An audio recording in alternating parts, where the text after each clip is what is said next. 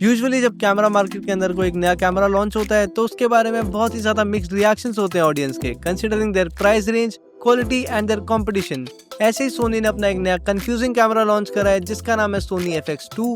But हमें ये देखना है कि क्या वो आज की डेट में मार्केट में स्टैंड आउट करेगा या नहीं करेगा। Let's find out.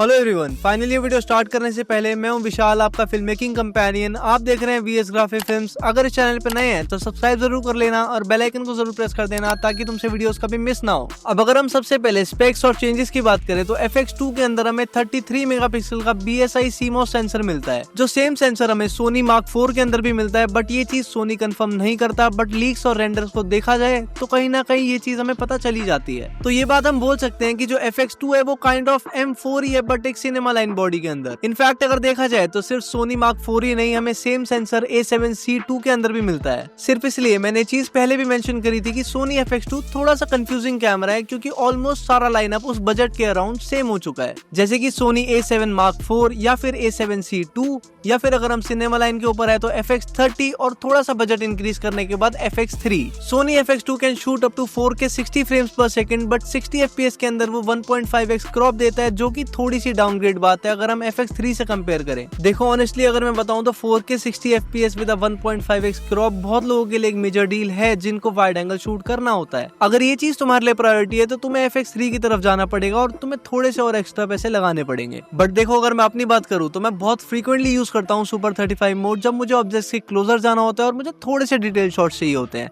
तो मेरे लिए इतना बड़ा कोई डील ब्रेकर नहीं है 1.5x क्रॉप। बट हाँ, जब मैं इस कैमरे का लॉन्च वीडियो देख रहा था तो मेरे को लगा था कि 4K में हर FPS में क्रॉप दे रहा है, बट नहीं, 4K up to 30 frames per second या फुल फ्रेम पे ही शूट करता है। सोनी FX2 के अंदर हमें और भी बेटर वीडियो फीचर्स मिलते हैं, which actually makes this a better camera। FX2 record कर सकता है 422 10-bit S-Log3 and Cinetone videos 15 stop dynamic range के साथ, जिससे हमें शैडोज और हाइलाइट्स में बहुत ही ज्यादा फ्लेक्सिबिलिटी मिलती है कलर ग्रेड करने में। और जब FX2 के अंदर हम S-Log3 या फिर Cinetone में शूट करते हैं तो इसमें हमें डुअल बेस ISO के ऑप्शंस मिलते हैं, जो कि है 800 ISO या फिर 4000 ISO। मतलब आई पर्सनली थिंक कि ISO 4000 काफी ज्यादा लो लाइट सिनेरियोस के अंदर इनफ रहना चाहिए। और बाकी FX2 एक full frame camera with a nice processing chip, मुझे लगता है नॉइज भी थोड़ी बहुत कंट्रोल्ड ही होगी। लेकिन अगर तुम्हें एक्सट्रीमली लो लाइट में शूट करना है तो तुम्हें थोड़े से पैसे और डाल के FX3 की तरफ जाना पड़ेगा, क्योंकि उसके अंदर हमें बेस ISO मिलता है 12800 का। FX2 के वीडियो फीचर्स अभी भी खत्म नहीं हुए हैं। इसके अंदर हमें AI प्रोसेसिंग चिप मिलती है, जिससे हमारा ऑटो फोकस और ज्यादा इंप्रूव हो जाएगा। मतलब इस AI चिप की हेल्प से हम काफी सारे ऑब्जेक्ट्स या फिर एनिमल्स के ऊपर बेटर ट्रैकिंग कर सकते हैं। एंड FX2 के अंदर आप 16-bit रॉ आउटपुट भी निकाल सकते हैं वाया HDMI।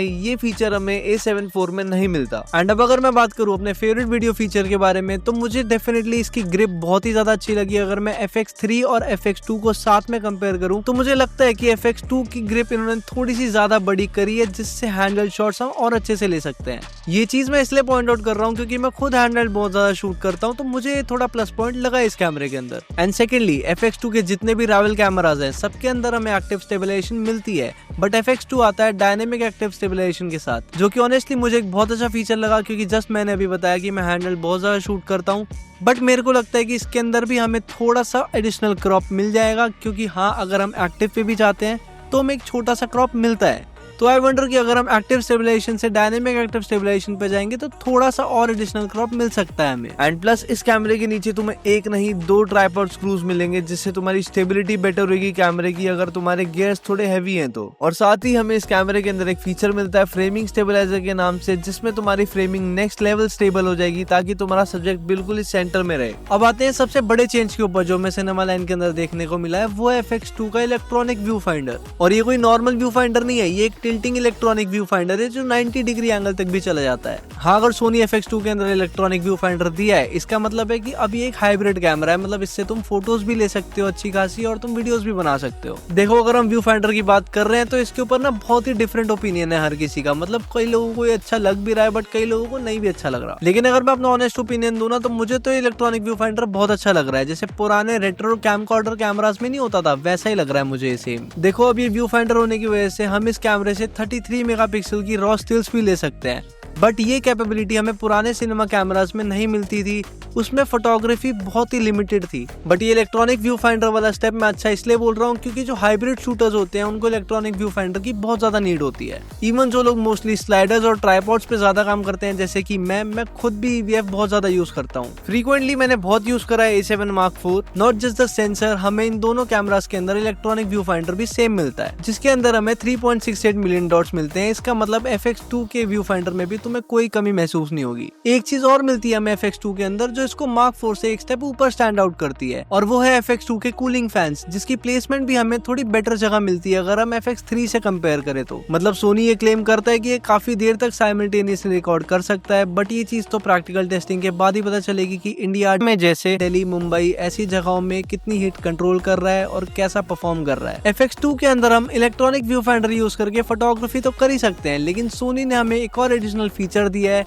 जिसमें हम वीडियो बनाते टाइम भी उस वीडियो में से एक स्टिल कैप्चर कर सकते हैं, जो मुझे एक बहुत ही अच्छा फीचर लगा। बट एक चीज मैं ये सोच रहा था कि फोटोग्राफी और वीडियोग्राफी के टाइम हमारी शटर स्पीड बहुत ही अलग अलग होती है, तो तुम्हें मोशन ब्लर शायद मिल सकता है उन फोटोज के अंदर। और शायद तुम में से थोड़े लोगों को पता भी होगा कि मैं काफी टाइम से सोनी A7C यूज कर रहा हूँ जिसमें हमें सिर्फ एक सिंगल कार्ड स्लॉट मिलता है, बट FX2 के अंदर हमें 2 कार्ड स्लॉट्स मिलते हैं, वो भी टाइप A वाले। सोनी FX2 के अंदर हमें एनामॉर्फिक डी स्क्वीज का भी फीचर मिलता है जिसको यूज करने के बाद आप कैमरे में ही सही वाइड स्क्रीन रेशियो देख सकते हैं। मतलब तुम इन कैमरा ही अपनी मैग्निफिकेशन सेट कर सकते हो जिससे तुम्हारा पोस्ट प्रोडक्शन में टाइम बहुत ज्यादा बच जाएगा। अब काफी सारे लोगों का एक ये क्वेश्चन था कि FX2 के अंदर और M4 के अंदर जब हमें same sensor, same electronic view finder और ऑलमोस्ट सेम फीचर्स मिलते हैं तो फिर हम एक्स्ट्रा पैसे क्यों दे FX2 के अंदर, क्योंकि FX2 डेफिनेटली बहुत ज्यादा महंगा है। अब देखो ये डिपेंड करता है तुम्हारी नीड्स के ऊपर कि तुम्हारी प्रायोरिटी क्या है, लेकिन काफी सारे पॉइंट्स हैं जिसमें ये थोड़ा सा सुपीरियर है M4 से। जैसे कि अगर तुम लॉन्ग टाइम के लिए शूट करते हो तो M4 is not a camera for you, क्योंकि उसके अंदर काफी सारे हीटिंग इश्यूज हैं जो लोगों ने भी रिपोर्ट करे हैं। और वहीं अगर हम बात करें FX2 की तो उसके अंदर हमें बेटर कूलिंग सिस्टम मिलता है जो कि तुम्हें थोड़ी सी हेल्प तो कर ही देगा हीटिंग के अंदर। सेकेंडली इस कैमरे के अंदर हमें डायनेमिक एक्टिव स्टेबलाइजेशन मिलती है जो कि डेफिनेटली बहुत अच्छा फीचर है अगर आप हैंडल शूट करते हो। एंड लास्टली इसके अंदर तुम्हें सिनेटोन मिलता है जो कि तुम्हें सिर्फ सिनेमा लाइन कैमरास के अंदर ही मिलेगा अगर तुम वीडियोग्राफी को अपनी प्रायोरिटी मान के चलते हो तो। एंड प्लस तुम्हारे पास एक सिनेमा लाइन बॉडी आ जाएगी तो तुम्हें शो ऑफ करने की भी नीड नहीं है, तुम अपने आप ही अलग से स्टैंड आउट हो जाओगे। लेकिन वहीं अगर तुम्हारा प्राइमरी फोकस सिर्फ फोटोग्राफी है तो फिर बिल्कुल भी कंफ्यूज मत होना,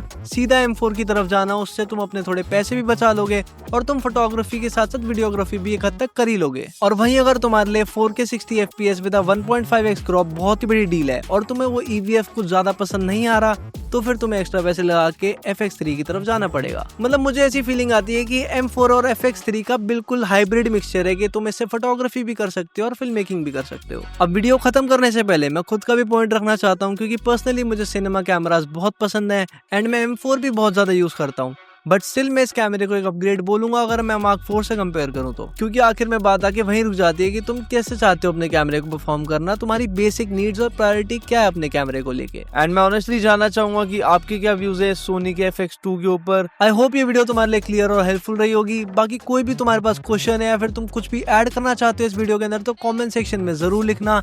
बाकी लाइक जरूर कर देना वीडियो को और सब्सक्राइब जरूर कर देना VS ग्राफी फिल्म्स को। I will meet you in the next one very soon. Till then take care.